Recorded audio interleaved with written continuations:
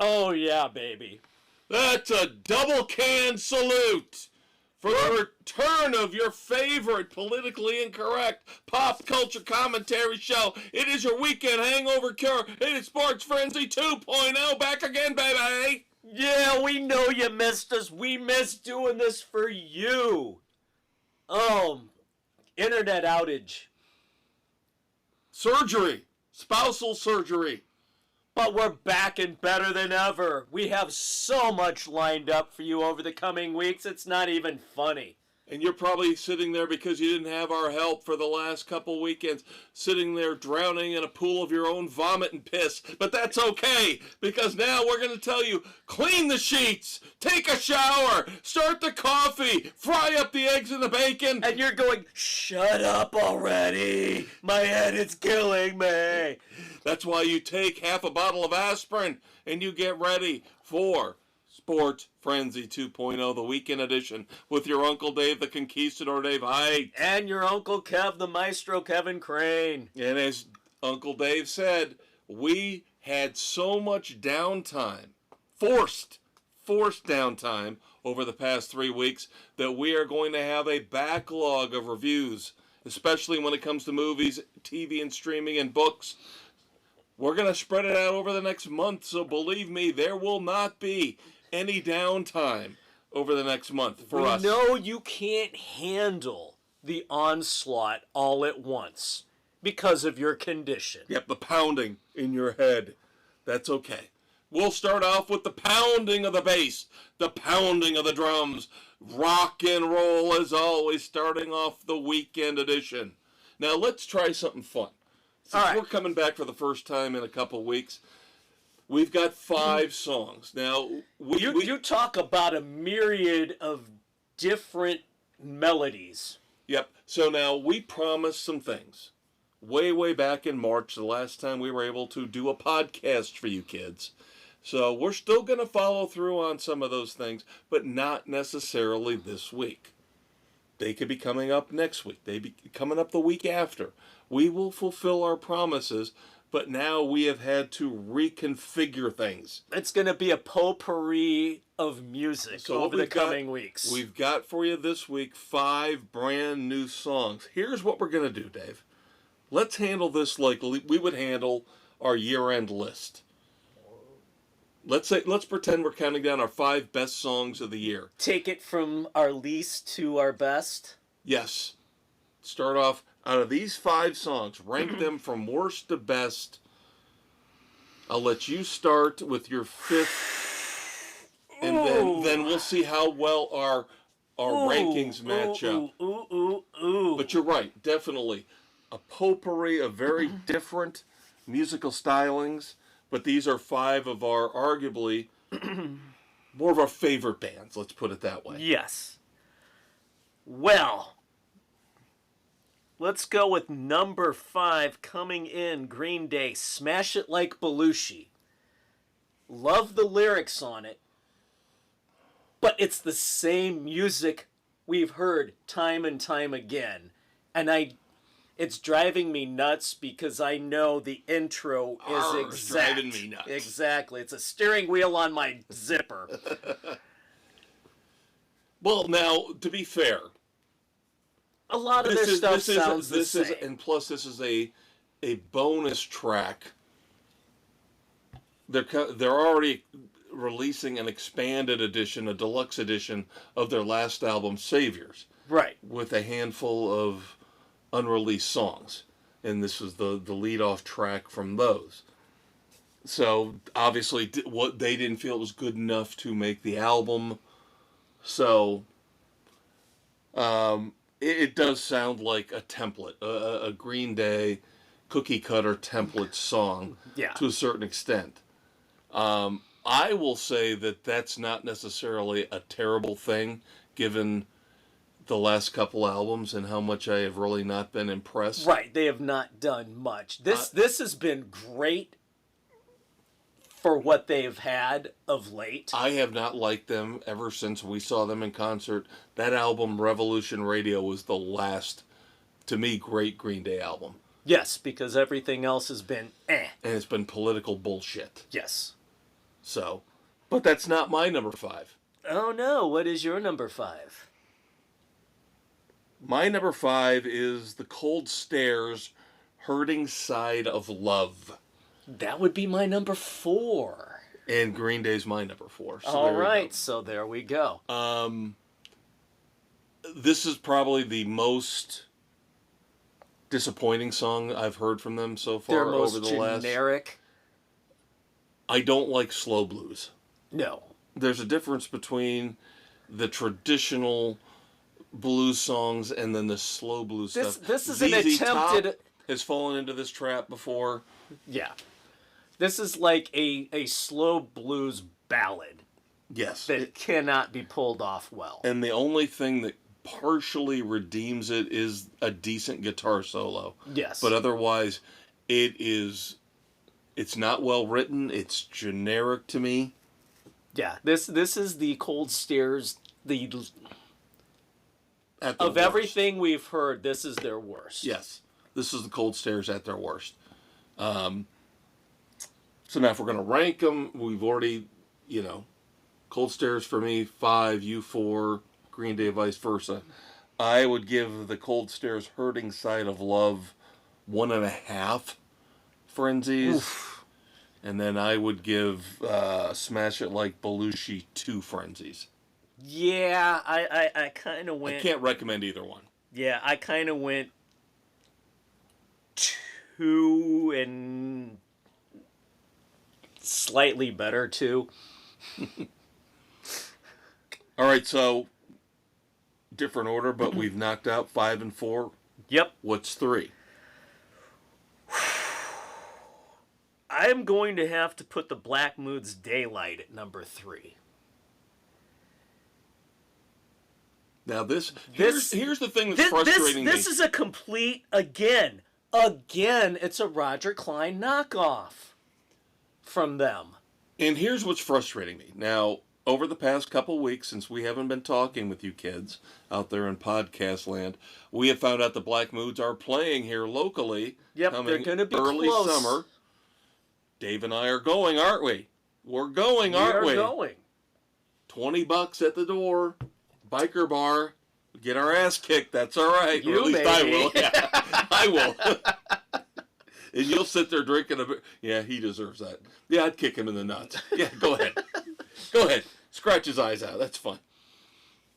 I will get along with the bikers. I'm not wearing the pineapple shirt. I wouldn't be that stupid. See, now I got to decide which of my Harley shirts I'm I wearing. know. You've got all the different Harley shirts to choose from. But, no, we'll have a good time. It'll be cheap. It'll be fun. fine. And the Black Moods, of course, we've been enamored with them since we saw them. Open for Roger Clyne. What, a decade? Just Is about. it going on a decade Pretty now? close. Now, here's the thing that's frustrating me. They did this with the last album. They release a new song every 2 or 3 months. And then eventually, 12, 13 months in, they put out a new album. I still am waiting. Supposedly the album is called Passion, which is one of the songs they've already released. I heard during our hiatus that they, at one of their shows, were selling the album. Then why isn't it out? I can't find it. So maybe when we go to the concert, we'll be able to buy the album? That's frustrating. So Daylight is what, the 4th or the 5th song? I think it's the 5th song. The 5th. I am making this my number 2. Ooh. This is my number 2. Barely. Just barely ahead of my number 3. They have been doing this whole stylistic change, doing things a little differently here for this new album. Yes. And some of them have been good, some of them have been questionable. We've had the questionables early. I don't know if this is the best, but this is better. I would say this is in the upper half of what they've released. Not the best. Not the best, but it's better than some of what we've heard. It grew on me. Listening to it a few times, it started to grow on me. Yeah. But I'm sorry. I love the Black Moods, but with this one, all I could hear was and visualize was Roger Clyne doing this song. No, I don't hold that against you. Obviously, these bands play together. Yeah. They influence each other. Two great bands, so nothing Yep. wrong with that. I'm not going to say it's a great song. Number one, let me say that, and I will say this overall for all 5 of these songs, for the most part, I was disappointed. Again, these are all bands that we at one point or another have loved, either now or in the past. Green Day. This is not a bad Black Mood song. No, it's not a great one either. They're still not rocking out like they used to. Right. That's one of my issues, is they're not where they had been. Right.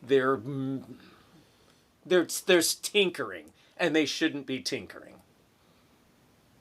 So, I would give Daylight. Oh boy, this is a tough one.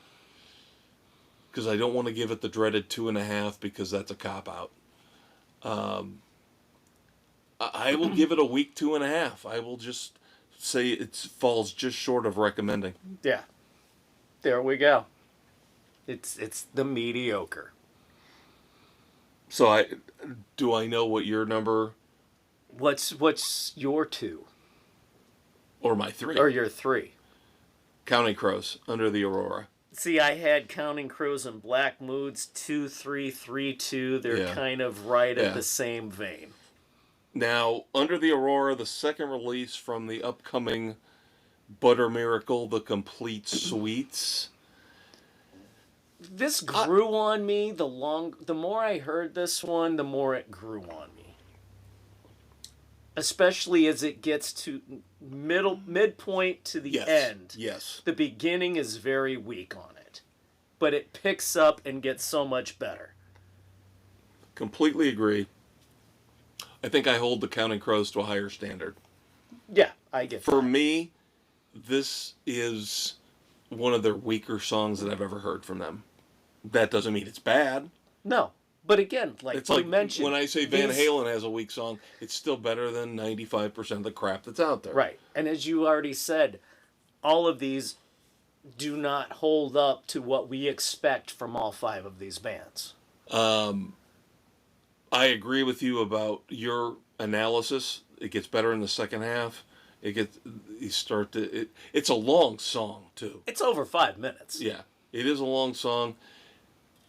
If I had to say there was a cookie cutter cut, usually they are able to break the mold and do different things, tweak things, alter things. This would be a cookie cutter Counting Crows song to me. If you ask me, AI, give me what you think a good Counting Crows. This is what AI would come up with. Yeah. So that's why I was a little disappointed in this. And this, I'm with you. This and the Black Moods were really close. I give the edge to the Black Moods, but I still can't recommend either one. So the same grade here for the Counting Crows. It's a weak 2.5. Yeah. There we go. So that leaves us with the inevitable. The inevitable Enough is Enough from the Hives. The best of the bunch. This is what you get from the Hives. High energy, just balls to the wall. You are not getting deep lyrics. No, you are not. I love the opening. Everybody's a fucking bitch! And I'm so sick of it! Oh, God. This is... and they just there are some good lyrics in here. They had just announced a world tour, and they're not even coming anywhere near Ugh, that's again. sad. So sad. Yes, but the Hives have a new album coming out. The Hives Forever. The Hives. Coming out in August. This is the first single. I am ecstatic. I cannot wait. This is what you would expect from the Hives. It is. This is comfort Hives. Yes. Yes, it is. Yes. And I can't get it. I have listened to this song probably 30 times already. because it's so easy just to throw it on and enough is enough. I know. This morning, listening to it again, I'm just bouncing around the house. Yep. Yeah. So even though we might say this is Hive's comfort food, it's what you'd expect. Yeah. And that's a good thing. In this case, this is a good thing. That's a good thing. So I will give the Hives a strong 3 frenzies. Yep. Strong 3 by on far this the one. best. The best of this grouping. Yes. So there you go. Have you watched the video yet? No, I did not see the video for it. You have to watch the video. It's got a boxing motif. Nice. So there we go. But it's fun. It's fun. The Hives are awesome. Love the Hives. I still can't believe they didn't become bigger here in America. I know, which is sad. And how have they not come anywhere near our vicinity? I've been lucky enough to see them once. And oh my God. Yeah, that was when you were down in Florida. Yeah. House of Blues in Orlando. Hour and 15-minute show. They played like 20 songs. Because they're short. They're like 2.5, 3-minute songs. Yes. And it was the most high energy thing I have ever seen. I mean, the lead singer is spitting, and they're all sweat's flying everywhere. They got all the suits on, the Hive suits, and they just for an hour and 15 put it all out there. It's ridiculous. And that's why I want to go see them one more time. I need to see them. So, next week, we will review, finally getting back to new albums and fulfilling the promise that we gave you back in March. We will review LA Guns Leopard Skin. Yep. That will be we'll get back into our full album reviews next week with that one. On the horizon, we'll have Billy Idol. Probably the week after that, and then the Spin Doctors. We have got albums. We'll get there. We'll be fine. We have got albums for you. So no more of this, couple songs here, couple songs there. We will have full albums now going forward for you for quite a while, heading into the summer. Now things get tricky because we have so many. Where do we go? So many shows, so many movies, let's knock the book of the week out. All right. Now, how many do you have? I know the one we're going to review together. Are you going to? I've got one additional. Okay. All right. So, Literary Frenzy. Now we here at this point. Every year we get a new Jonathan Kellerman book. We usually get a new John Sanford book. So this week will be Jonathan Kellerman. Next week will be John Sanford. So the Alex Delaware series. Yep, the latest episode in this book series is Open Season. Now, I know you've read Lethal Prey, which we're going to review next week. So I've read it as well. So we can talk about this. I found the endings to these two books eerily similar in a certain way. Too open-ended? And considering the villain, considering the circumstances, very similar. Very similar. Very similar. Sanford was more open-ended. This one, I kind of wanted this one to be open-ended with Kellerman, and unfortunately was not. I think they copped out. Yeah. But that's the thing, is where Sanford, and again, we'll review Lethal Prey, the latest Lucas Davenport and Virgil Flowers team up, next Saturday morning. Kellerman is really more self-contained. Here's the story. Milo, boom, Alex. Boom. Boom. Yep. And done. Next book, start from scratch. Whereas Sanford will carry some things over.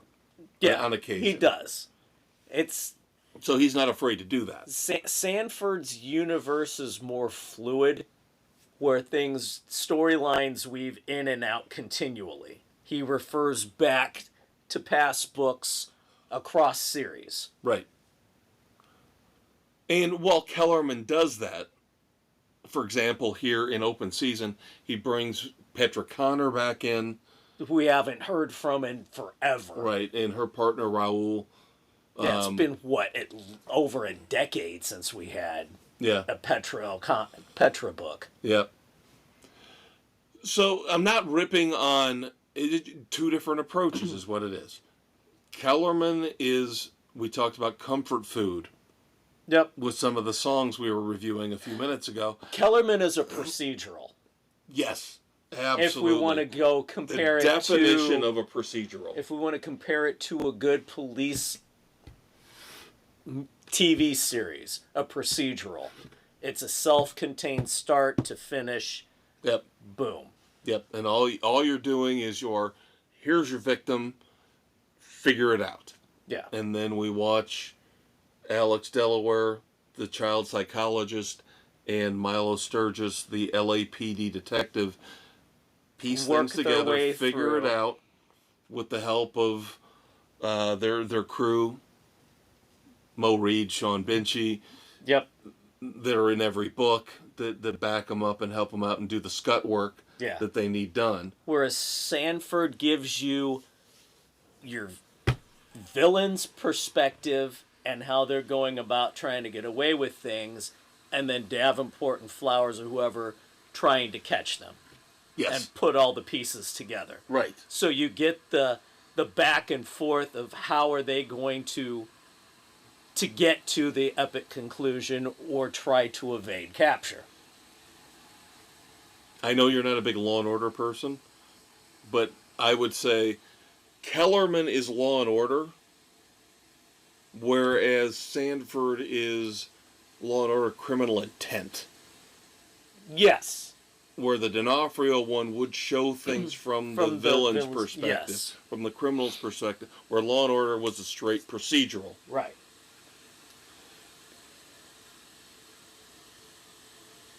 Again, not disparaging what we're doing here. Both of them do what they do well. Yeah. So open season basically involves a serial killer. Yeah. Now the motivations for the serial killer, we'll let you read the book to figure those out. Again, it's solid. It is what you would expect from a decent Jonathan Kellerman, Alex Delaware novel. It's not the best I've ever... The best ones always have kind of a demented, wild twist. Yeah, this one wasn't all that like I remember there. What, the wedding... Was it The Wedding Guest from a couple years ago? Oh, God, that was fantastic. That was one of the best ones that he's written in a while. Yeah. This was a little more straightforward. It was middle of the road. It wasn't great, but it wasn't one of his worst. I agree. And again, we'll compare and contrast a little bit more next week with The Prey, the latest Prey book, Lethal Prey, and why there's a difference between the straight police procedural and, like Dave pointed out, with Sanford, you're getting the villain perspective, the bad guy perspective at the same time as what Virgil and Lucas are going through as they try to solve the crime. Yeah, you get a chapter of the villain and a couple chapters of Lucas and Virgil, and then the back and forth, which you have to have the play because it pulls everything together. Yeah. So open season, like you said, you said it pretty well. It's middle of the road. It's a solid, not spectacular, nothing different, but not. And there have been times when he's put out a clunker or two. Yeah. That have really been mundane. So I'll give open season a solid 3 frenzies. Yeah, that's right where it falls into. Okay, so you got a strong 3 out of open season by Jonathan Kellerman from both your Uncle Kev and your Uncle Dave. But we have a bonus book review here on Spotify, Good Pods, Pocket Casts, Apple, Overcast, CastBox, Amazon, Audible, and iHeart Sports Frenzy, baby. Otherwise known, of course, as iHeartRadio. Don't forget to check out the Facebook page where you can find links to each and every episode. Not only the weekend edition, but the sports edition as well. Which drops Thursday mornings for your favorite politically incorrect sports commentary. Yeah, and I feel bad. Now, we had a little technical difficulty there. If you notice, we had to do a jump cut there because we had something pop up unforeseen. But I don't feel like... I feel like that was a bad review of Jonathan Kellerman. I don't know what else we could do without giving things away. Yeah, it makes us... we're making him sound like his books are very generic when it comes to police procedurals, but they're not. They're good. They're very, very good. Very good procedurals. He keeps you on your toes because you're not quite sure which direction he's going to go with things. Right. He's a solid author. He keeps the readers guessing. And for the most part, every so often, there's a clunker where the story's just not all that engaging. This one was very engaging throughout. So what's our bonus review? Bonus review I have for you now is Clive Cussler's The Heist. Yes, Clive Cussler, God rest his soul, wound up, I think, doing 5 different series. This one is by Jack DeBrule, who co-wrote with him to begin the Isaac Bell series. Isaac Bell, of course, is a Van Dorn detective taking place late 1800s, early 1900s. So this one, The Heist, actually came out last May 2024, which I missed while playing Red Dead Redemption 2 for the second time during my video game era. So I finally get around to this one, and it goes back to the beginning of the Federal Reserve Bank and the heist to rob the Federal Reserve. Because, of course, government trying to institute a national currency, banking system, and the thieves think, well, they want it to succeed, so if we steal whatever amount, they're not going to let it be known because that would undermine the trust of the country. And, of course, it's up to Isaac and his buddy Archie to solve the crime and bring the perpetrators to justice, of course, without public knowledge. A nice little halfway across the country caper. So, DeBrule does a very nice job with these characters since he's been on it from the beginning. I will give this one a very solid 3. So, keeps you going. Yeah, and here's the thing. I have not been able to keep up with the Clive Cussler Dirk Pitt series, which was the one I was reading. Yeah, that's since the beginning. one that started it all. But I also, if you haven't figured this out by now, kids, I hate James Patterson. I hate him, because he, to me, along with Oprah Winfrey, those two have destroyed books. And if you haven't figured it out by now, Oprah did it because she was picking and choosing, cherry picking who she wanted to promote. And then all her lemming fans would, I have to read this book, I have to buy this book, I have to read this book, I have to buy this book. And then James Patterson the same way, except instead of having a national talk show platform, Patterson slaps his name on all these books. On a book a week.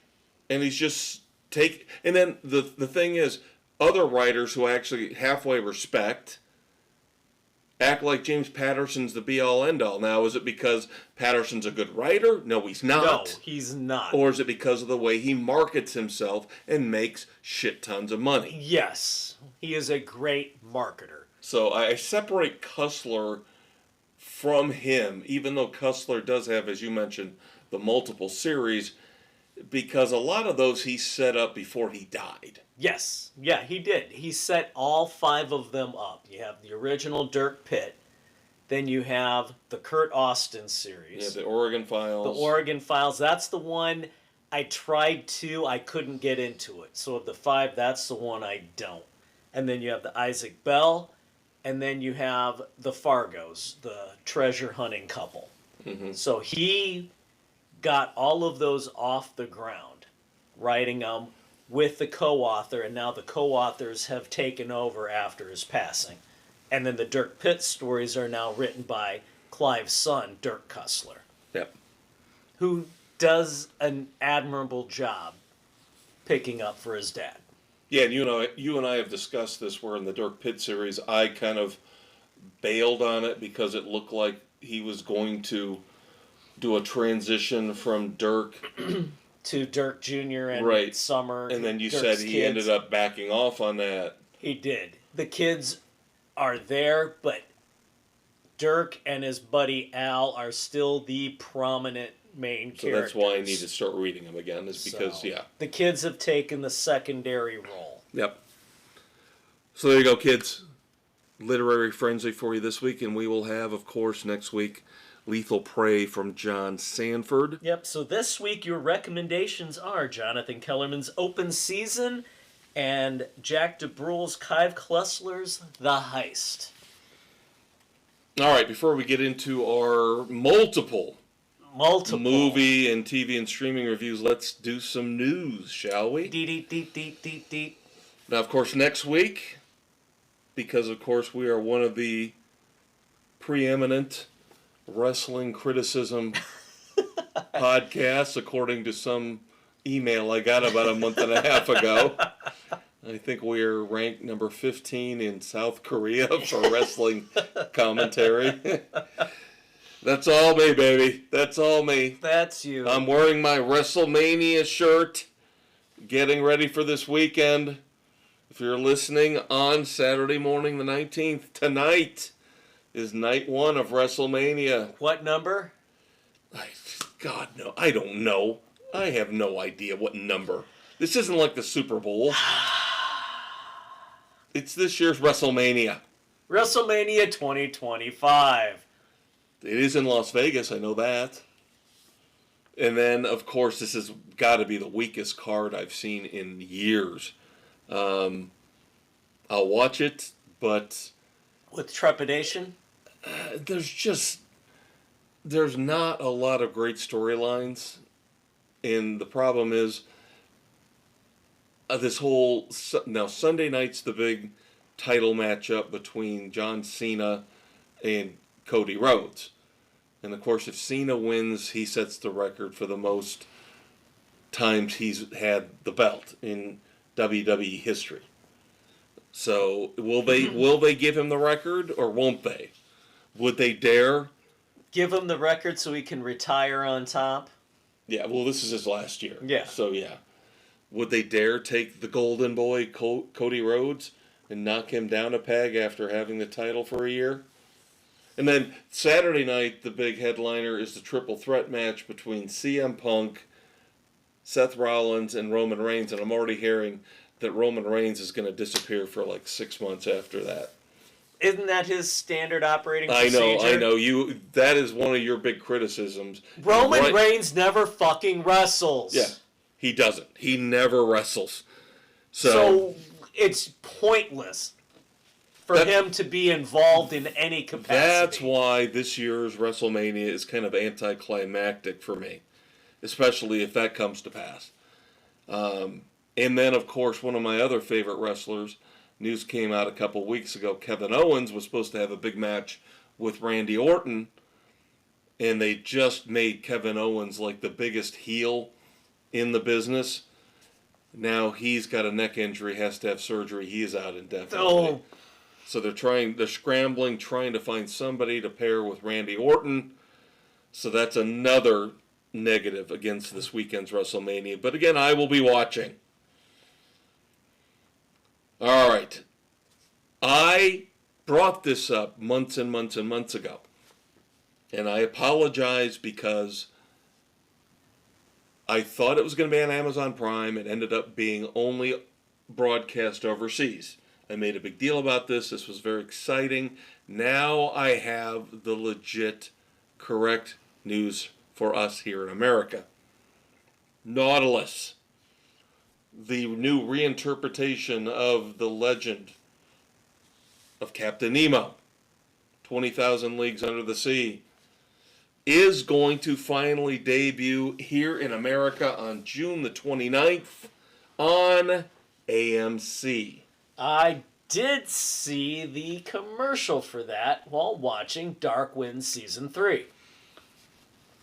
So, finally, we will get to watch this. It's about damn time.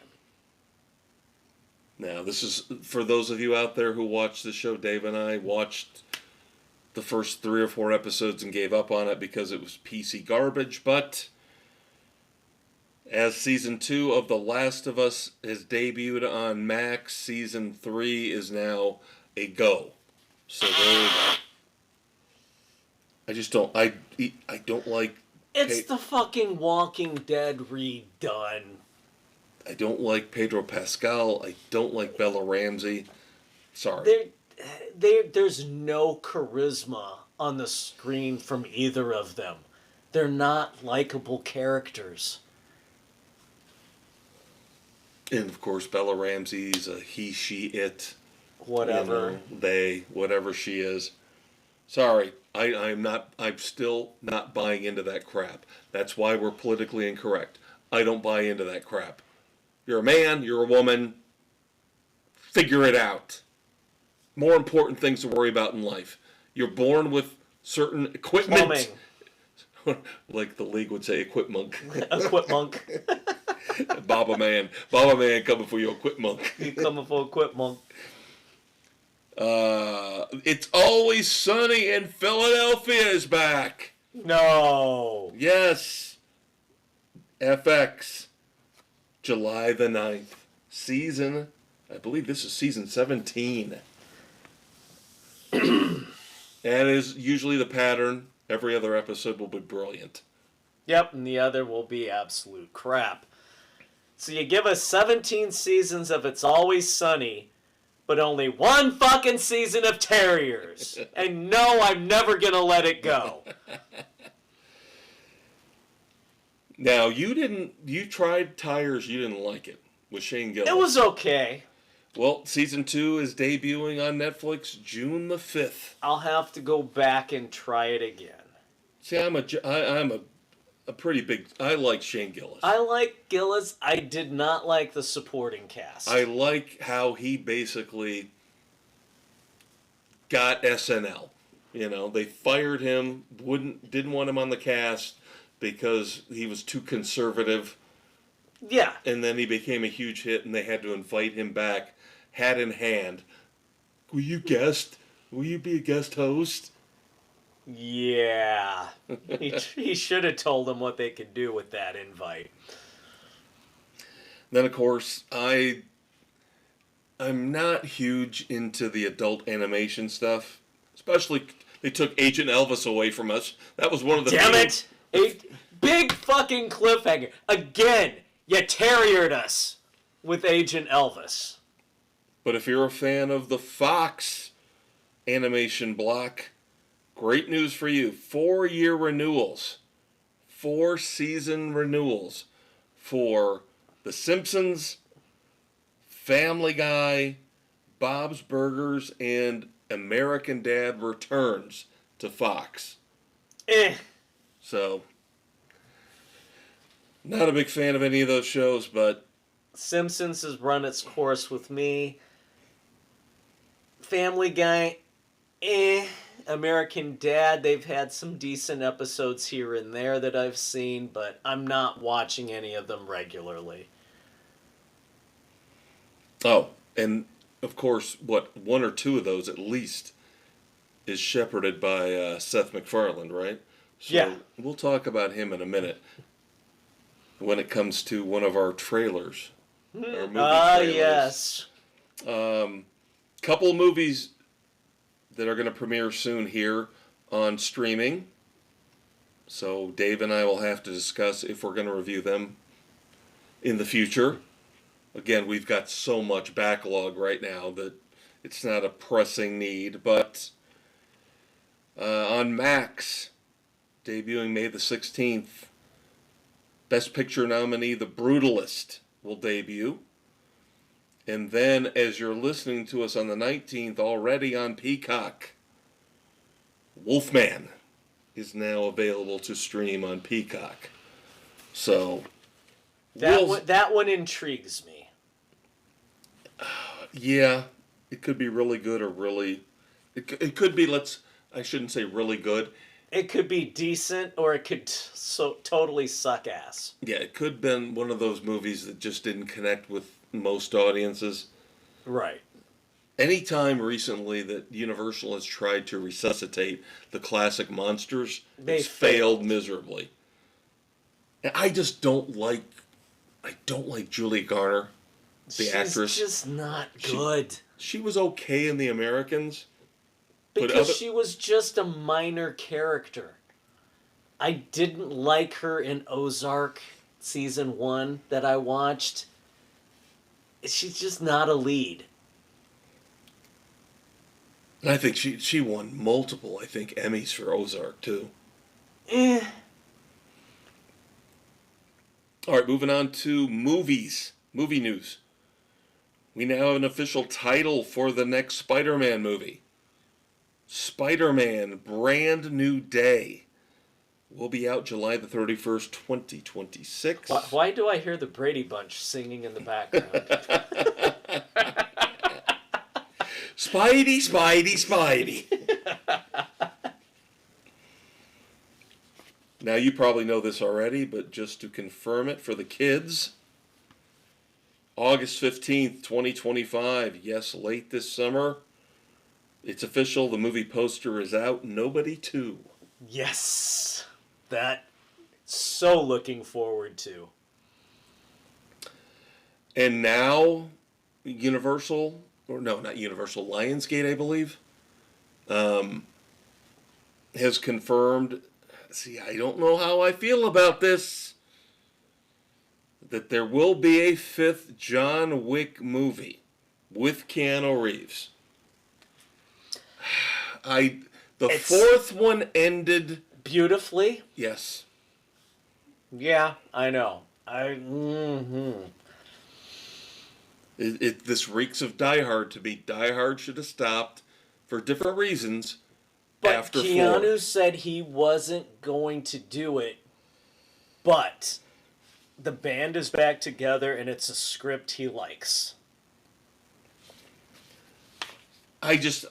This is starting to reek of a money grab to me because it could potentially. Okay, now we're gonna have a 5th film that in the mothership series that could be considered unnecessary. Yeah. By many. Then we've got Ballerina coming. We've had the Continental. Now we've also got an animated prequel in development. Yes, where he's going to voice. And there's a spin-off of The Assassin Kane. Right. That Kane I am very intrigued by. I don't want a 5th John Wick. If we're going to do anything, it needs to be prequel stuff where he kind of has a small little appearance in the world. But like with Ballerina. Yes. His appearance in the trailer for Ballerina looks badass.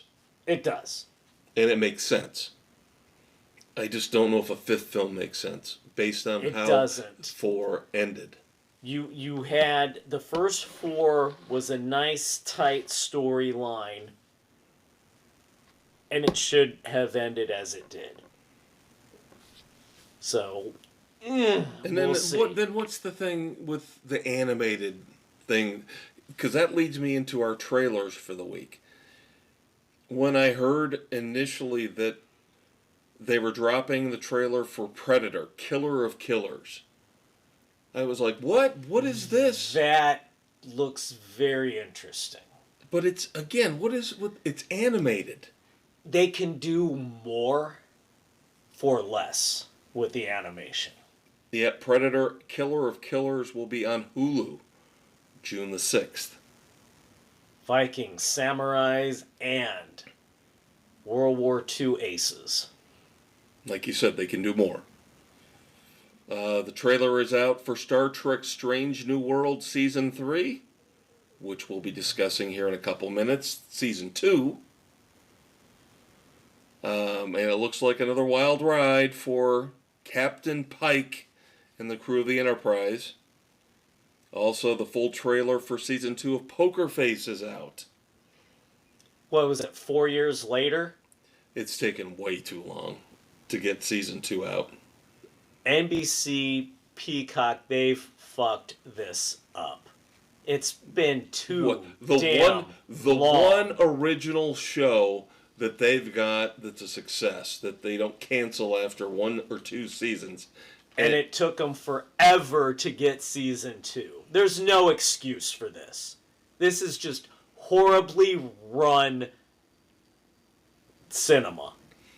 And I've said this in the past.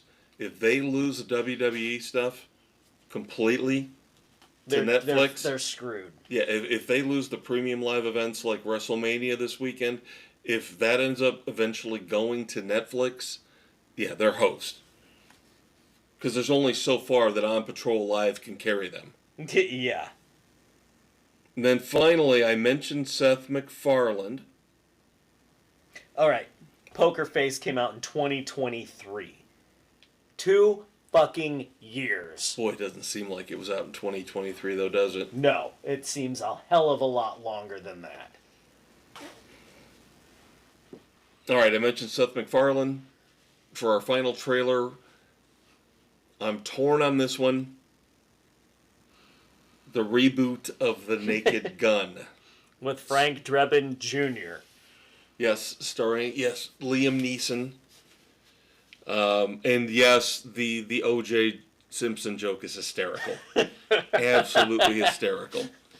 But here's the interesting thing that I read. Now, the original Naked Gun was part of the, what do they call him? Abrams Zucker? Yes.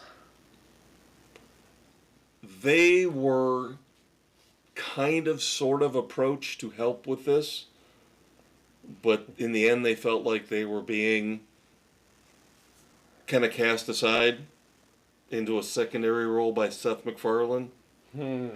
They had their own idea for a way to resuscitate the Naked Gun.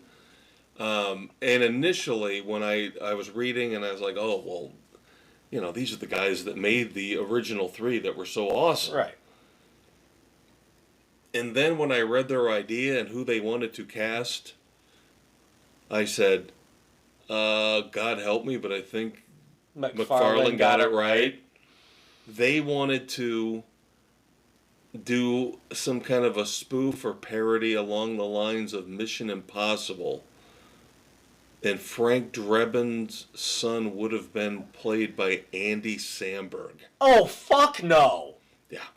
No. No. One of the most unfunny, overrated idiots. Andy Samberg is an asshat. He is not funny at all. He's useless. But here's the problem. The person directing the new Naked Gun is one of the former members of his little troupe, The Lonely Island. So that's where the whole connection to Andy Samberg comes in. I've never watched a single episode of Brooklyn Nine-Nine or whatever the hell it is, and I wouldn't want to. No, I haven't watched it because he's in it. He was awful on Saturday Night Live. He was one of the... When he came aboard is when I knew this show's done. Yep. Yeah, I think I watched 1 or 2 episodes with him, and I was done because he was one of the reasons that show fell apart. Now, Dick in a Box was funny. Yeah. But that's one skit. Yeah. One skit. He is not funny at all. All right, so let's stick with movies. let's stick with movies. We have got a ton of movie reviews for you this week, and we've got a ton more coming over the next month.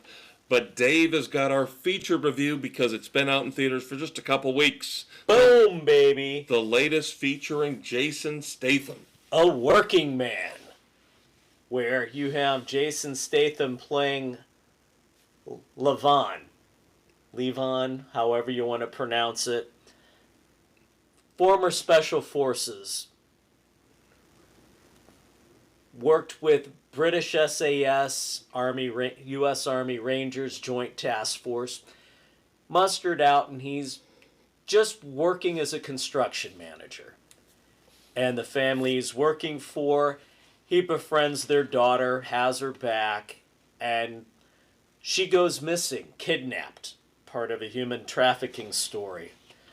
Family asks him to help because they know his background, and he doesn't want to be that guy anymore because he's trying to get his daughter back from his father-in-law.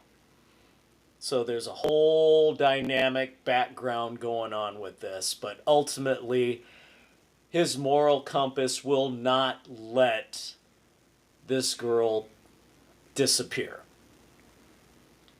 And so all the action and revenge and mass chaos ensues, as only now Statham can do.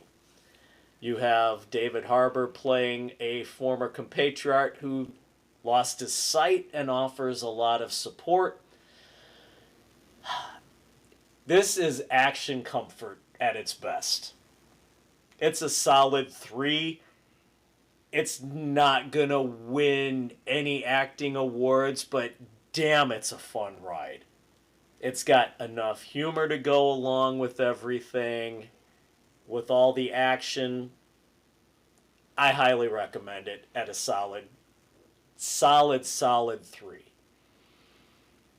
Yeah, and I am actually encouraged by the performance at the box office for this movie, and of course going back to The Beekeeper, in that... And we're getting a Beekeeper too. Yeah, and the momentum for Statham keeps building, and maybe we're finally going to get to a point with Nobody and Nobody 2 now coming out, where we're going back to the 80s, where you've got these 3 or 4 actors who will put out an action movie or 2 every year that people want to go see because it's just clean.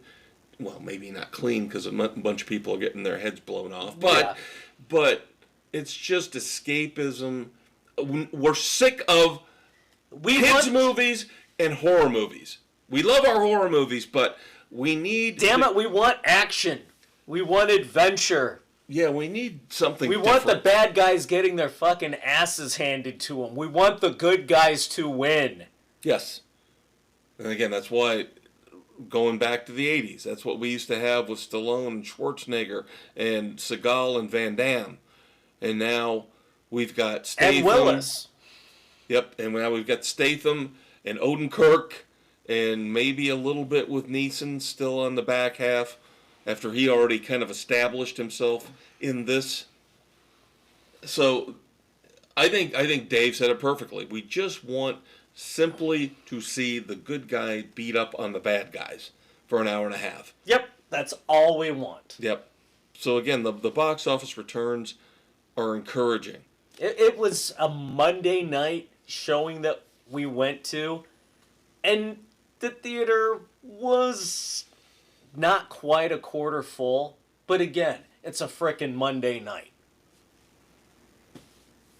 And So, again, it was encouraging. Everybody walked out talking about it, how much they enjoyed it. So there you go. This won't make as much money as The Beekeeper did, but it's still going to do very well.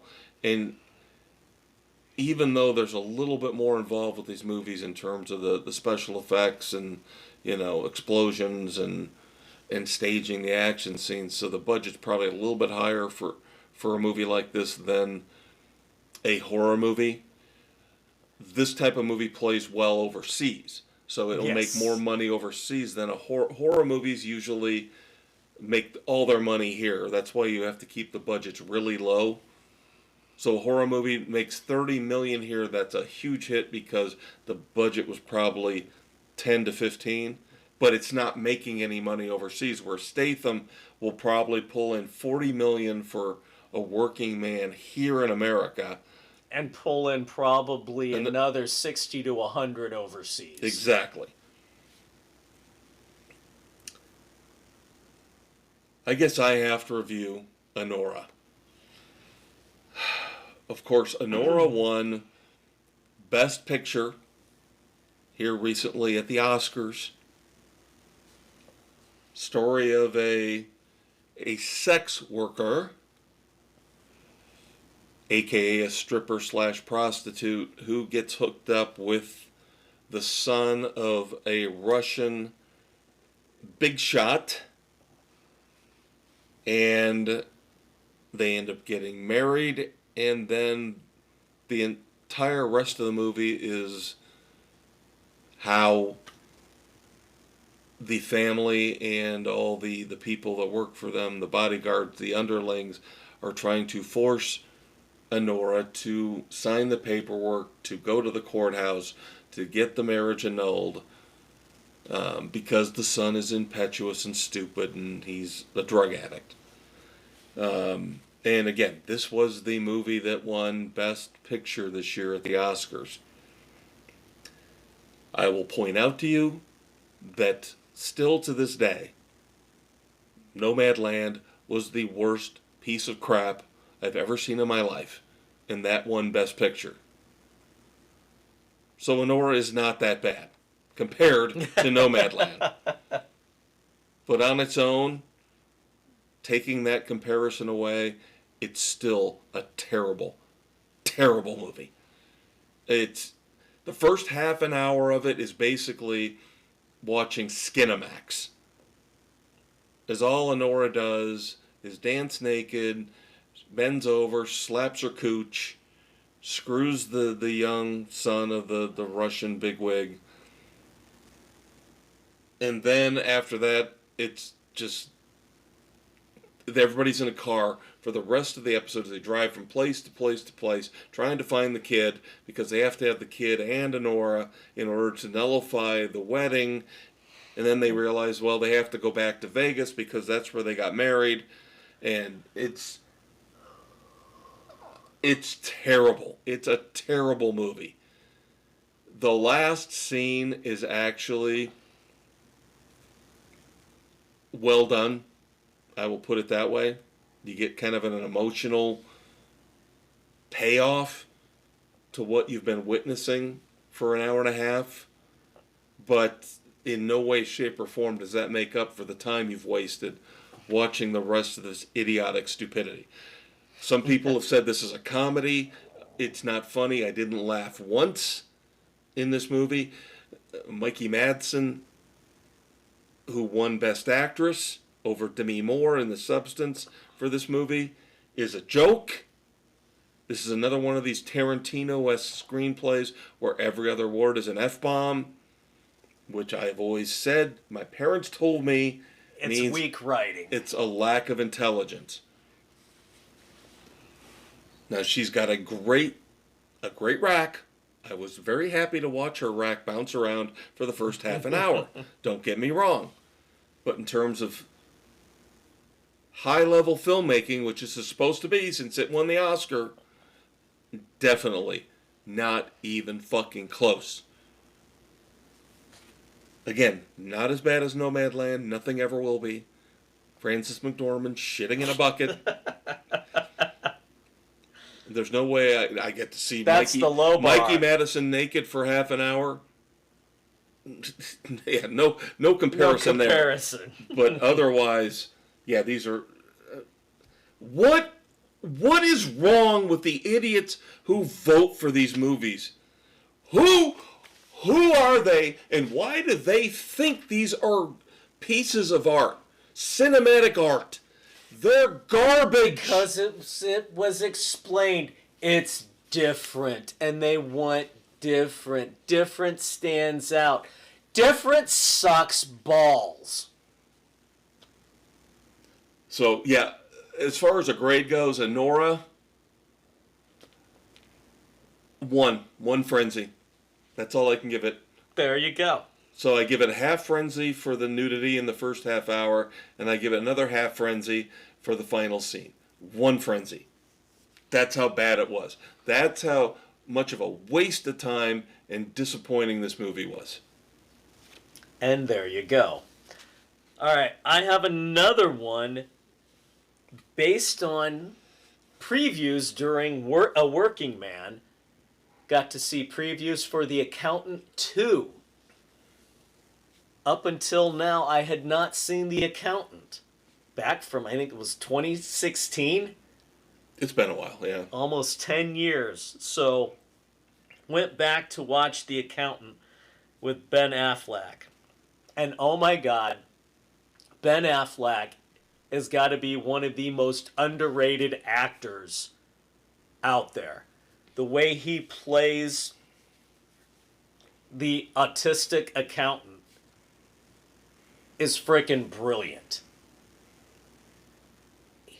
Yes, he is an accountant, but he goes after the bad guys. He makes sure that the good guys come out on top. He has his own moral compass that he abides by and will do whatever it takes to make sure things are on the up and up. And of course, John Bernthal plays his brother in this one and will reprise that role in the second one. So definitely anticipating, but The Accountant is a very solid 3. Well worth watching. Check it out before the second one comes out. Should be a dandy. And so, of course, part of the reason why this was an appropriate review, as we record here on April the 16th, yesterday was tax day. Yep, your taxes were due. But I also have a story time related to that, because April 14th was Burt Gummer Day. And I know all you Tremor fans out there know who Burt Gummer is. Michael Gross's character, reprised from the Tremors all the way through, I think it was Tremors whatever island, Screecher Island, the finale. So in honor of Burt Gummer, we decided as a family the other night to watch Tremors 2. Probably one of the more solid entries. No, there was no Kevin Bacon in this one, but Fred Ward was still there. Michael Gross going down to Mexico to save an oil refinery from the graboids. And of course, they morphed into the Shriekers, the small little things that they gave birth to with the heat-seeking antenna coming out of their head. So much fun. Such a great series. You gotta love it. Yes, they're all in the 2.5 frenzy range, but they're enjoyable for what they are. Well, the first one is not. The first one is solid, fantastic. I would say that's first a 3. one's 3, borderline 3.5. Yeah. Yes. And the rest, 2.5 to 3. Avoid the fourth one, which is the Western. No. Not good. But every other entry, well worth watching.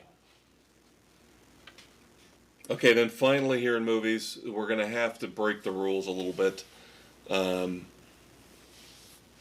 Because this moment of silence deserves to be out on its own. Because one of the greatest actors, I'm sorry, again, the music, the movie snob critics would, he's not De Niro, he's not Pacino. Val Kilmer was one of the greatest actors of my time. Val Kilmer is so much better than De Niro and Pacino. Sorry, I will say it. When I saw a simple story, I believe it was on ultimateclassicrock.com, because they dabble now into pop culture. and they listed the 10 greatest Val Kilmer movies of all time, and they knocked it out of the park. And I looked at them and I was like, Jesus Christ. I mean, you've got Heat, you've got Top Secret, Real Genius, Tombstone. Tombstone, they did not even include his run as Batman, where I thought he was next to Christian Bale, the best Batman. Yes. And then they included, of course, one of my personal favorites, which I'm going to review. Again, I am suspending the story time rules for me. That's because, fine. Again, this is an homage to the great Val Kilmer. Plus, my story time for the next month, my excuse for reviewing these older movies is just going to be, I didn't have internet for 2 weeks. That meant I didn't have TV. Kiss Kiss Bang Bang. Now, Kiss Kiss Bang Bang features Val Kilmer as the gay detective, Gay Perry, and Robert Downey Jr. as a petty criminal who mistakenly gets sucked in to the Hollywood world because as he's being chased by the police, he stumbles in on screen test. And because he's so distraught, he sells the producer and the director, and they take him out to Hollywood. And of course, they have him run around with Gay Perry to learn how to be a private eye, because that is the role he's going to play in this movie. And then, of course, he gets sucked into a real-life mystery. This, of course, is the brainchild of one Shane Black, who is the master of the buddy cop comedy. Lethal Weapon, The Nice Guys. Shane Black is the best at this. And, of course, Kiss Kiss Bang Bang is no exception to that rule. You have the young, beautiful Michelle Monaghan along for the ride. It's tremendous. It's absolutely tremendous. Not quite up to the level of The Nice Guys, but still very, very good. 3.5 frenzies for Kiss Kiss Bang Bang. If you have never watched this movie, you need to check it out. Good stuff. You have two. You basically have two of the younger, what I would say the younger generation, even though now one's past and one's getting up there in years. Robert Downey Jr. and Val Kilmer. That generation of acting along with Christian Bale, tremendous. Those three are just absolutely tremendous. Top of their game. Yes. And so we'll have more reviews like that coming up in the next few weeks for you when it comes to looking back at classic movies. But this one in particular, I had to watch it after I learned from your boys, because I had no internet. Your boys told me when I came over to take care of some bitness on my computer with your internet that Val had died. And I did not. They were the ones that told me. Did not know. Yep. Yeah, we made sure that the boys knew because they absolutely loved Real Genius, Top Secret. So. Yep. Even a smaller movie of his that I own, that they had listed in that top 10 list, The Salton Sea, is really good. Oh God, yes. Really good movie. And of course they included Top Gun. Everybody's gonna say Top Gun, but come on, The Doors. Oh, The Doors, of course. He was Jim Morrison. Yeah. Doors, of course, was mentioned. And then Willow, not quite up to everything else, but still. It's Val being Val. Yep. All right, so move on to TV and streaming, where we have got a lot of ground to cover here. Because, of course, since the last time your Uncle Dave and I talked to you, Reacher Season 3 ended. The White Lotus Season 3 ended. And then Dave... I finally caught up with Landman! Yep, and I finally finished off Star Trek Strange New Worlds Season 2. So, those are the reviews you're going to get from us this week. So, the ones Dave and I can review together. We'll start off with that. First up, Reacher Season 3. Of course, we've been updating you weekly on that. Yep. Based on the book Persuader. I thought the last episode was better. It was better, but of the 3 seasons we've had, this has been the weakest of them. Yes, I would agree, and I will use my fallback position that I use especially in music, where a weak season of Reacher is still better than 99% of the other crap that's out there. Yes, exactly. So, I read some analysis comparing the books to the TV series, and one thing in this particular season that stood out to me more than the other two, and I'm sure it's present in the other two, but it just seemed to be more present in this, was because of you compare the book to the show, Alan Rickson has to explain Reacher and explain his thought process out loud. Yes. Yeah. Whereas when you're reading the books, it's all internalized. Right, but he has to let somebody else know what's going on, why he is the way he is. Yes, or explain why he just did something. Yeah, why he just out and out killed somebody. Yes. Which I understand, it's a convention you have to do when it comes to translating the book into a movie or a TV show in this case. I just, at times in season 3, it was a little awkward. Yes. I'm sorry, a little awkward was the portrayal of the female FBI agent, or DEA agent. Yeah, I know, I've bagged on her the entire season. She wasn't that good. And there's implications she's going to be coming back in the Why? future. I don't know. No, she never came back into another book. Well, Neely's not. Neely shouldn't have been in this one either. She shouldn't have been in the first one.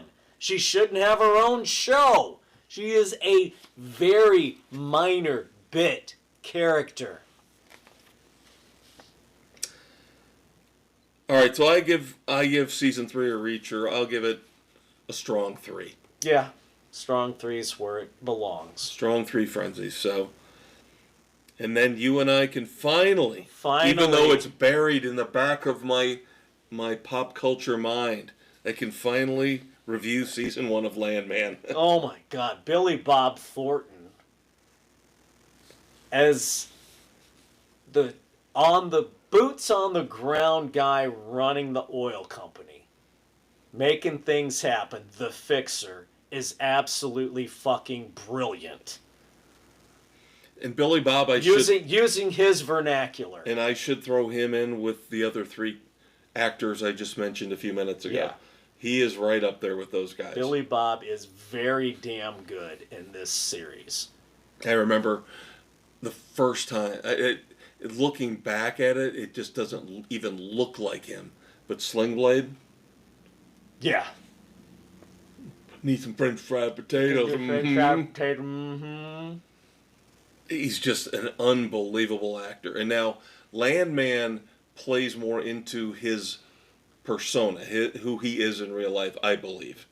Yeah, he's just that... He's playing a variation of himself. Yeah, he's just a working guy who's there trying to make the best of whatever situation is there. Yep. And dealing with a high-maintenance ex-wife. Allie Larder.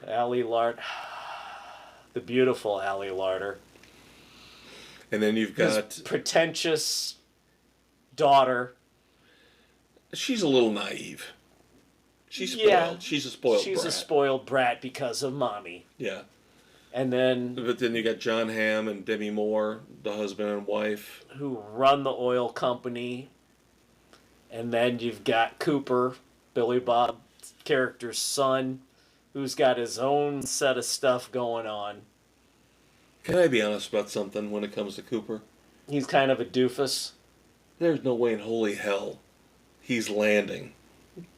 The beautiful... Yeah, the beautiful... Widow? Yes, no. I'm sorry. He's too much of a doofus. He's not a good-looking kid. No. He's not even close to being a good-looking kid, and he doesn't have any kind of sparkling personality But to he make listens. up for it. Whatever. This is where we have the, willing suspension of disbelief. There we go. Is that kid? I'm supposed to believe. Yeah, Has is going that to magnetism.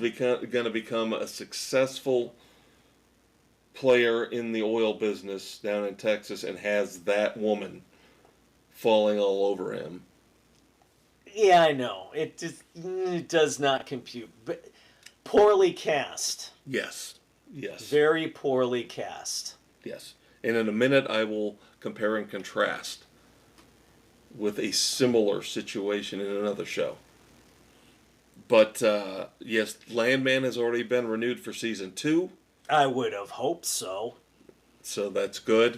Of course, it's Taylor Sheridan show, so... Who pretty much runs Paramount right now. Yeah, so I don't think they're going to tell him no. Yeah. No, Landman was very, very good. Solid 3.5. Borderline 4. Wow. I Wow. really enjoyed the interplay and the whole dynamic of how it's working together. I was going to go solid 3. So, I will give it the solid 3.5. It resonated Now, and it just clicked. Without doing any spoilers, heading into season 2, it will be interesting to see how the leadership dynamic has changed.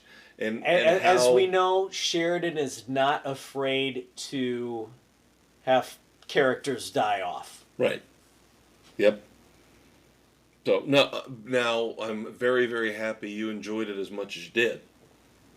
So It was, don't get me wrong. It and clicked. I'm looking forward. Clicked very much with me. And I would say that it's tough to split it over a calendar year, because I know Landman kind of spilled over, I think, into 2025. But I would say Billy Bob's performance, whether you're talking movies or TV, probably the best of 2024. One of the best of, yes. All right, now tying in to what I was just talking about, yes, being the cruel bastard that I am, ripping on the poor young lad's looks, the son, Billy Bob's son in Landman. Now we move on to the White Lotus. I avoided spoilers all during the time that I did not have my streaming, did not have the internet. I've got 2 episodes to go in season 1, so I finally have begun the sojourn to the White Lotus Resort Empire. The debauchery. Well, of course, the White Lotus season 3, the latest season, just ended, and that, of course, takes place in Thailand. It's not a mushroom. Going back. We have the usual things going on. This is the pattern with any season of the White Lotus. You start off with the dead body. You move through a season of these despicable, pampered, egotistical people enjoying vacation, but at the same time having issues with each other. Violence sometimes pops its ugly head. Backstabbing, treachery. So the same thing happens in season 3. I told Dave, as he just told you kids, he's getting through season 1. I told him that season, by far to me, features the most heinous, self-absorbed characters of the 3 seasons. It seems like you gradually get better in terms of you don't despise the guests as much as you go season by season. Now, I did say this. I can't remember if I said this on the podcast or I just said this to Dave in private. But one of the most distinctive characters in season 3 of The White Lotus is played by Amy Lou Wood. Now, Amy Lou Wood, I'm sorry, I gotta say it, has massive buck teeth. Now, I said that again. I don't know if I said that on the podcast or just said it to Dave in an aside in private. I didn't mean to make it sound like she was an unattractive, unappealing person. It's just that's what she's got. She has massive buck teeth. She does. You just noticed. I will say this. I would date her. She seems like she's a very nice human being.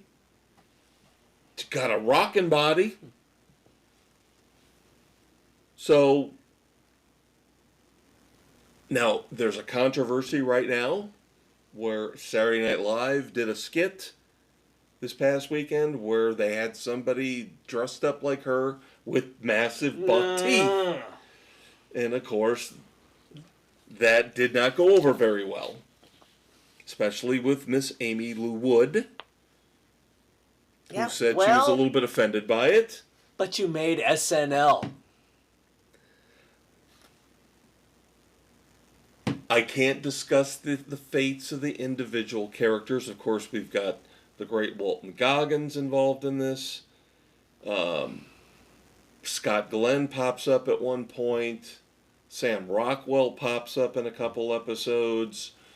Then there's this. We'll get to the dumbasses, and we'll talk about Duke University and their oversensitive bullshit involving one of the characters. But take the free publicity. The last episode is, let's say, suitably shocking. When we find out who dies, who survives. Some of the characters, I'm very curious to find out what happened to them in the future, and of course we will probably never find out, even though they usually do carry a character or two over from season to season. I don't think they're going to do that with these characters. Interesting. So it drags the White Lotus every season. It drags at times. You have to stick with it. You have to dive into the character development because that's what it's really all about. So this one is to me no different, no better, no worse than the others. It's a solid 3 Frenzies. All right, there we go. It's worth watching. And then I have a quick review of Star Trek Strange New World Season 2. Yes, I finally, in my no internet time, pulled out my Blu-rays and watched Season 2. And as always, it's exceptional. The best Star Trek show since the original. And because it's patterned after the original. Right, yeah. You have Pike instead of Kirk. But otherwise you still have Uhura. You still have Spock. And now they've brought Scotty in. So now you got Scotty. Scotty makes his first appearance at the end of Season 2. Nice. You've got Kirk floating around on another ship, and he'll eventually pop in every once in a while. So this is the logical. Sorry, Mr. Spock. The logical follow-up tie-in to the original, and that's why I think it's so popular. The Great Anson Mount. Follow-up or lead in? Well, technically you're right. It's a lead-in. It's a prequel. And of course, the Great Anson Mount from Hell on Wheels playing Pike is superb. The entire cast is perfect. Well done. They keep the PC crap to a minimum. It's there, but they don't push it on you, so that's good. They have the occasional goofy episodes, and that's what kind of killed the end of Season 2, is they had the musical episode. Why? Which was when I heard about it. No. Yeah, when I heard about it, I was like, oh boy, what are the odds this is going to be any good? And I think I got through the first 15 minutes, and I was like, oh, this isn't terrible. And then The wheels fell off. Yeah, then the wheels fell off. Yeah. Don't do a musical episode. You don't need it. And then the final episode, which of course is a cliffhanger leading into season 3. It wasn't terrible, but the thing is, just like the original series, they always had a nice balance between storytelling, character development, a little bit of humor, a little bit of action, a nice balance of all of them. The final episode is just straight out battle with the Gorn. So it doesn't have any humor. It doesn't have any character development really. It's just too much going into the action realm for this particular season. So if it wasn't for those last 2 episodes, I would give season 2 of Star Trek: Strange New Worlds, I would give it 3.5.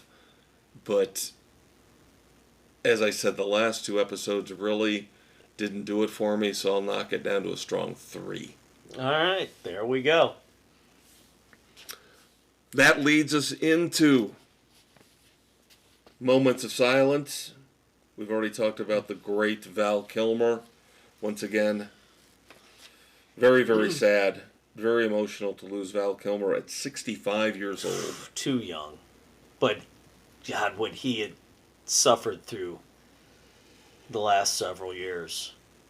Well, and of course, his appearance in Top Gun Maverick, you could tell. Yeah. And it was very cool. Give Tom Cruise credit. Give the producer, director credit for working him in. Yeah.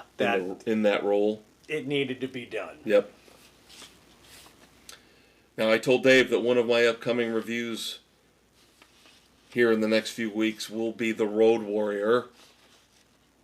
One of the greatest movies of all time. Part of the reason, my story for watching The Road Warrior, even though I, again, am suspending the rules, was because I read that Richard Norton passed away. Who, you might ask, is Richard Norton? Richard Norton in the last 2 more recent Mad Max movies, Fury Road and Furiosa, played the Prime Imperator. Oof. Then we lost, of course, we've had this resurgence with FX in the multiple award-winning version that they've put out recently of Shogun. Well, going back to the original, Richard Chamberlain passed away. If there was a TV miniseries back in the late 70s, early 80s, he was the star. And then if you followed the Vampire Diaries, of course there was a TV show on the CW. Yeah. In the original book series, the author L.J. Smith passed away. Then, arguably one of the greatest game show hosts ever.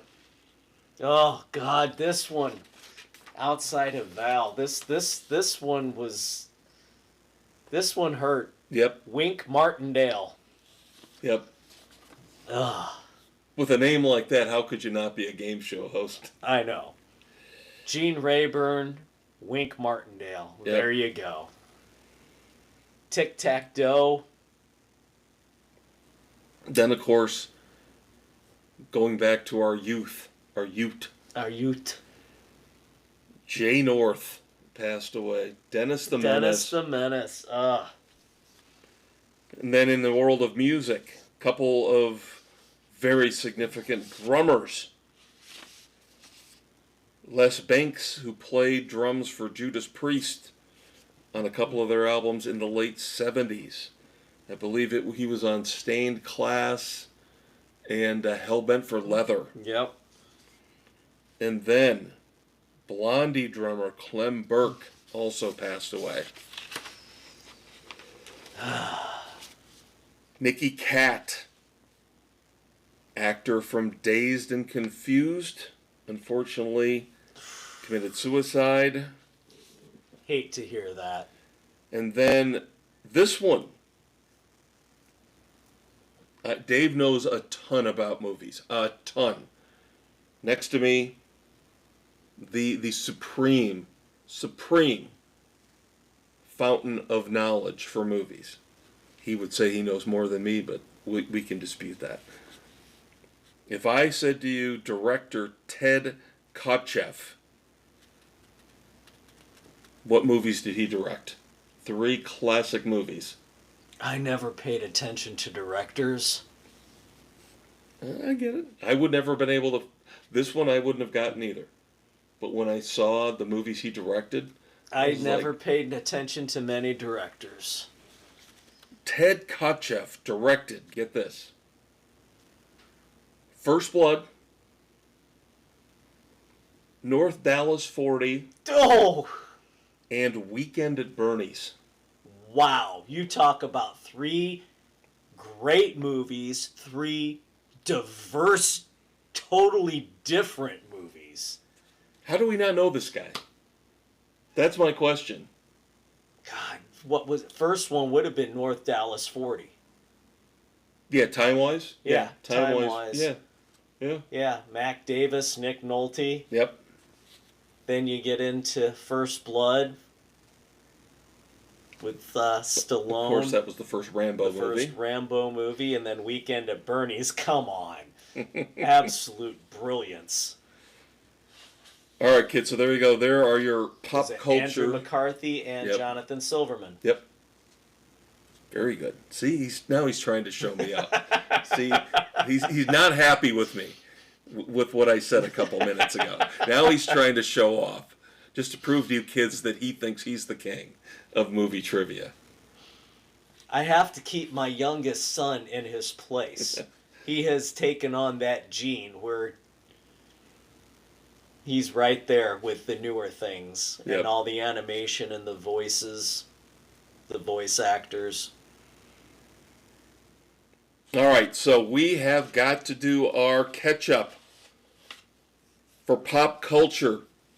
Weekend edition dumbasses. Yep, it's time to pivot into this domain. Who wins the golden boot up the ass in the Red Foreman Dumbass of the Week competition? All right, we're going to try to do our best here. Might have to run through these a little quickly. I've got 10. But again, this is 3 weeks This worth. is 3 weeks worth of dumbasses. All right. All right, first up. KFC. Okay? However you feel about KFC. Yeah. On occasion, that's greasy chicken goodness. All right? Never was a big fan. Well, I would only indulge once in a while. It was one of those rarities. I think in my entire life, I've eaten KFC maybe a half a dozen times. Yeah, I would say maybe a couple more than that, but not many. Once every couple years, at most. Well, KFC is now here to help you with your dental hygiene. Online. No fluoride in it, but KFC flavored toothpaste. Sold out online. $13 a tube. Really? Yeah. Is there something wrong with 7 herbs and spices? Yes. Or 12, isn't it 12? Whatever it was. Oh, God. Seriously? KFC It flavored fucking toothpaste. sold out. $13 a tube. And again, what good does it do you if it doesn't have fluoride? Is there something now wrong with fluoride? Yes, fluoride is now being linked to learning disabilities and developmental issues. Jesus Christ. So Haven't you been paying attention to our new Surgeon General? the man with the worm in his brain? Yes. No. He's against the fluoride in the drinking water. I'm done with this crap. Didn't we just discuss last year how coffee's going to kill us, alcohol's going to kill us? I'm done worrying about this. Outside And there you go. of eating thumbtacks, I'm going to just indulge in what I want. And that includes using fluoride toothpaste to make sure my teeth don't rot out of my face and my name doesn't become Billy Bob from the hills of West Virginia. Okay? Looks like we picked the wrong week to stop sniffing glue.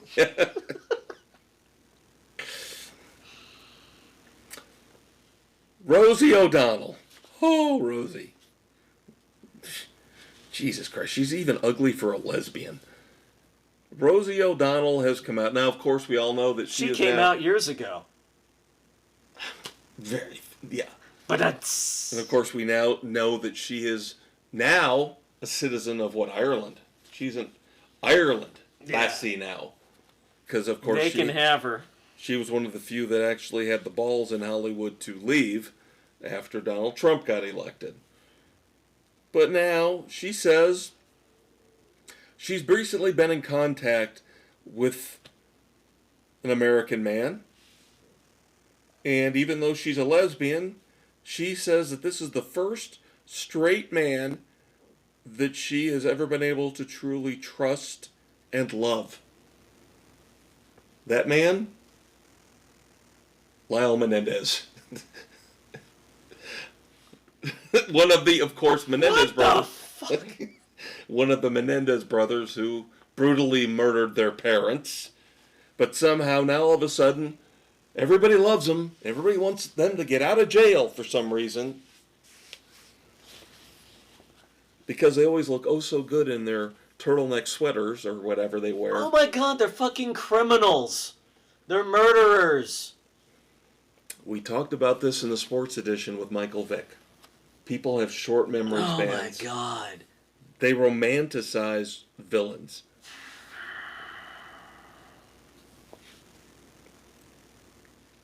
Senator Cory Booker. Now, I don't normally like to bring politics into this, but sometimes when it's so stupid and egregious, I've got to. Senator Cory Booker, wasting the taxpayers' money, set a record. For his filibuster? Yes, he spent 24 hours and 19 minutes speaking on the Senate floor recently, basically just ripping into the president for over a full day. That's your government at work. Yeah. Idiot. What was it? He beat the record set by Strom Thurmond, Yes. who was opposing the civil rights. Yes, and in that sense, people were trying to make him out to be, Cory Booker out to be a hero, saying, well, he It's the beat same Strom thing. Thurmond. Same type of bullshit. All right, I mentioned the White Lotus. And there's a controversy involving Duke University. Now, on a popular show or a popular movie, for the most part, you would expect free product placement to be welcome. Hey, Why not? Somebody likes... they had a can of Coke there sitting on the table during a big scene. Yeah. Maybe the actor graduated from there or really likes the sports teams, whatever. Well, it turns out, now this is not the last episode. This was maybe the 7th or 8th episode in. 6th, whatever it was. One of the main characters has he fantasizes about a murder-suicide. But he's wearing a Duke University shirt while doing it. So Duke freaked out and had to put out a statement saying, we did not condone this. Please get help if you're thinking about suicide, yada, yada, yada, yada. Gee, I would have thought at the beginning or the end of the episode they would have already taken care of that. If you're thinking of suicide, reach out. Oh, they did. They did. Well, there you go. But Duke still didn't like the fact that the character involved was wearing a Duke shirt. Wah, wah, wah. And I've also heard that in future airings they're going to, of course, blur it out. Yeah, or somehow Make it a digitally change the shirt. Whatever. Just done. Done with there is no way in holy hell. I went to a major university, you went to a major university, graduated, I graduated. I'm telling you, there's no way in holy hell I'd go to college right now. No, fuck no. How fucked up these colleges are. Oh, and hell how no. I would not step foot on a college campus right now. Education is like 22nd on their list of priorities. Yeah. They don't care about educating your kids. No, all they care about is getting more money in their endowments. And making stupid-ass political statements. Well, we know things at Warner Brothers have been very odd lately. We've ripped on them, the whole Coyote Acme thing, and yeah, the Batgirl movie that they've got sitting there on the shelf, never to be released. And then we talked recently about how Max pulled all the Looney Tunes off, right? Yeah. All the classic Looney Tunes. They're taking it one step further, Dave. There is a building on the Hollywood lot at Warner Brothers that they call Building 131. Single-story building, kind of like an L-shaped building. Uh-huh. That they were targeting for demolition. Well, it turns out that happened to be the building where all the Looney Tunes were created. What the hell? Bugs Bunny, Daffy Duck were all first time drawn, created in that building. Yeah, we're going to tear it to the ground. The Looney Tunes built Warner Brothers. Now, I don't know if they're going to proceed with it or not, but a lot of people, when they heard about this, were sneaking onto the lot and posting signs on the building. You know, basically, how dare you, don't do this, don't... Leave this building alone. Yeah. Idiots. It's amazing how we forget to honor our history. For good and for bad. For good and for bad. Tearing down all the statues, all that crap that happened 3-4 years ago. For good or for bad, you can't erase history. You can't pretend the Holocaust never happened like some idiots like to. You can't pretend anything didn't happen. Oh! James Patterson. Bum, bum, bum. We were talking about him a little while back, weren't we? Yes, we were. Just when you think you can't sink any lower. James Patterson has collaborated with, Dolly Parton on a book. He's collaborated with Bill Clinton on a book. Yep. Now he is collaborating with Mr. Beast on a thriller novel. Mr. Beast is one of these new generation stars who has the competition show. What is it, on Amazon? Some stupid shit like that. So stop. Who's actually writing this book? I don't believe either one of them are writing this book. When I want to see this, the publicity, the first release of this book come out, and I want to see if it's Is it James Patterson? There's a third person Beast involved. Yes, there's going to be a third person involved who's actually doing 90% of the work. Yeah. Because I can't believe Mr. Beast could actually put two sentences together. I was just going to say, can he even speak? And then, of course, we know about the disaster that is Disney's Snow White. But did you know how bad it is? IMDb, as of March the 29th, the rating for Snow White was 1.5 out of 10. Oof. Ouch. And the story I read happened to point out that there was one particular movie that actually had a higher rating than that. The Human Centipede. Oh, God. Wow. So The Human Centipede is a better movie, according to IMDb, than Snow White. Yes. Oof. All right, couple more to go. Years and years later, we always talk about this. Amazing how people have these regrets about the things they did 20 years ago, 25 years ago. No regrets. The head writer for the Mighty Morphin Power Rangers. Of course, we're going back to 1993. Says he regrets the fact when they were doing the casting, they actually cast a black man as the Black Ranger and an Asian woman as the Yellow Ranger, saying it was racist and we never should have done it. And of course, I guess the guy that played the Black Ranger came out and said, What does it fucking matter? What's the problem? I'm fine with it. Why? It's a non-issue. Okay, Somebody wanted to make a name for themselves. But recently, didn't we talk about how the guy from the Asian actor was talking about how the 1 or 2 episodes he was on Friends, it was a hostile work environment? Yeah. Again, 30 years ago. Really?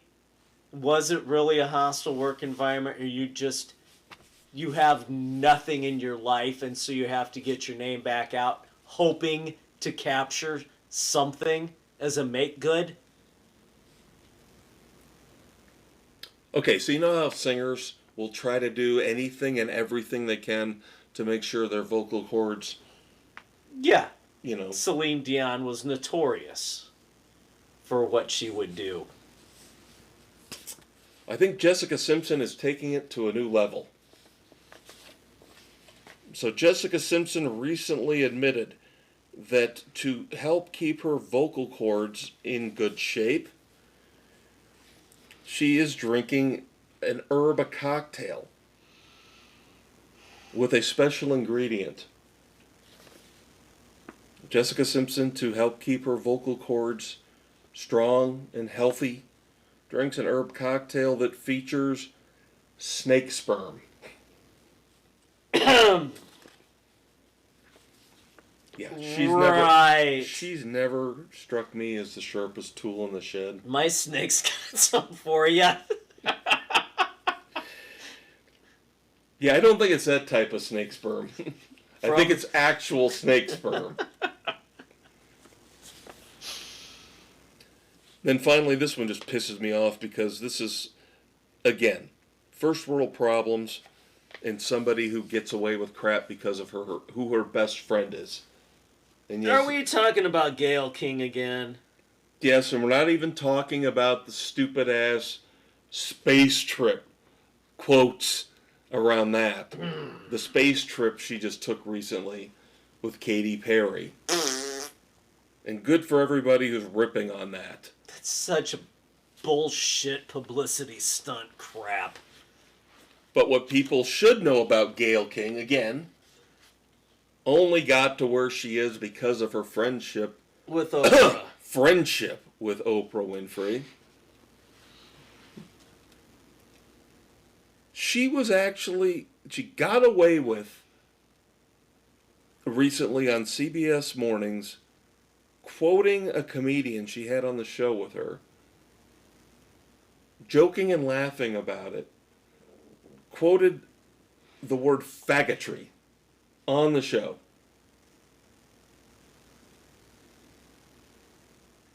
Nobody calls her out. Nobody says, hey, faggotry and laugh. That's a gay slur.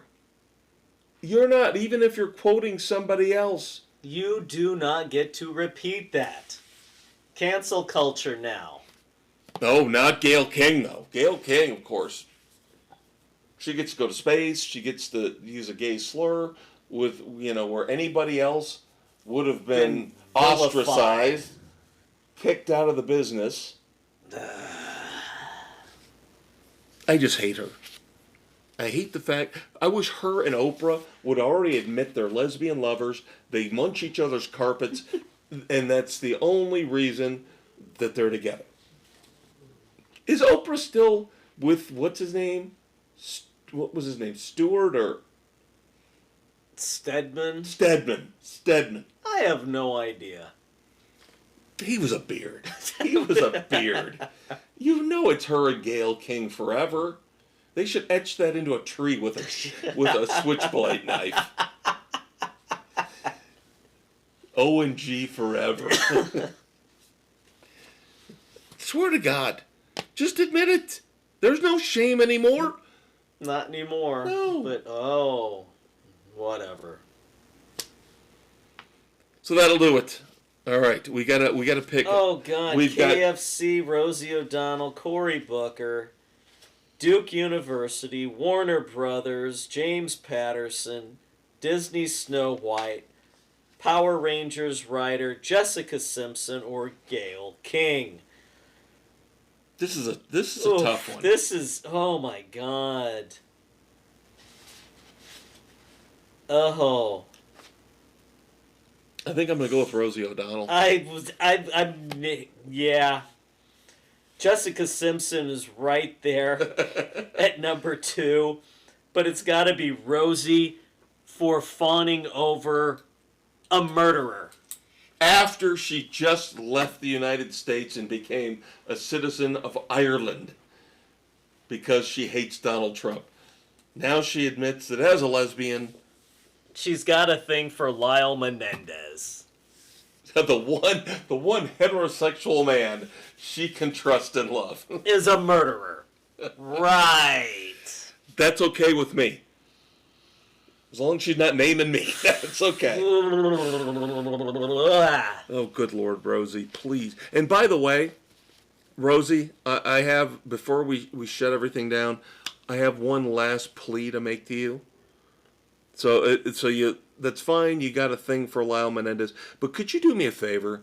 And could you reach out to your fellow idiot bitch friends, Whoopi Goldberg and Joy Behar, and maybe ask them if they would come over to Ireland and stay with you permanently and get them the fuck out of our country? Stop recording. Jesus. Good Lord. Especially Behar. Ugly, fat, borderline lesbian women. They have got issues and problems. They do.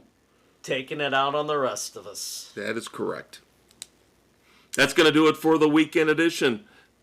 A little bit longer than normal because we were playing catch up.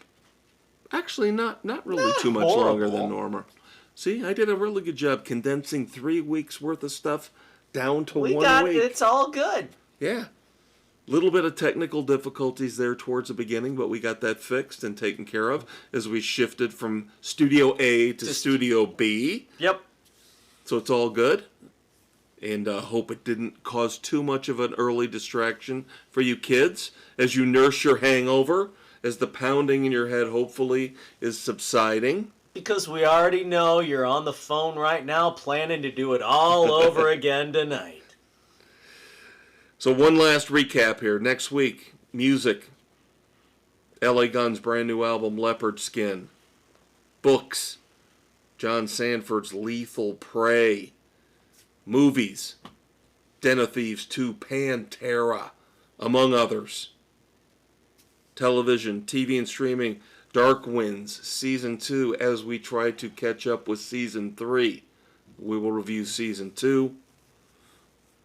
I've got some other TV shows I wrapped up that I will bring in as well next week and the week after. So, it's just going to be a plethora of fun stuff.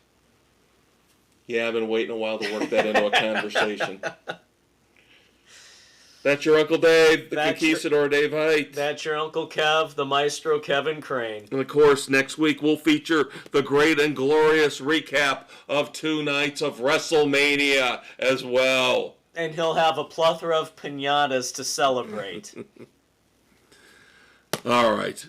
Until next Saturday morning, when we have to get you through your hangover again, say goodnight to the kids, Dave. Good night to the kids, Dave.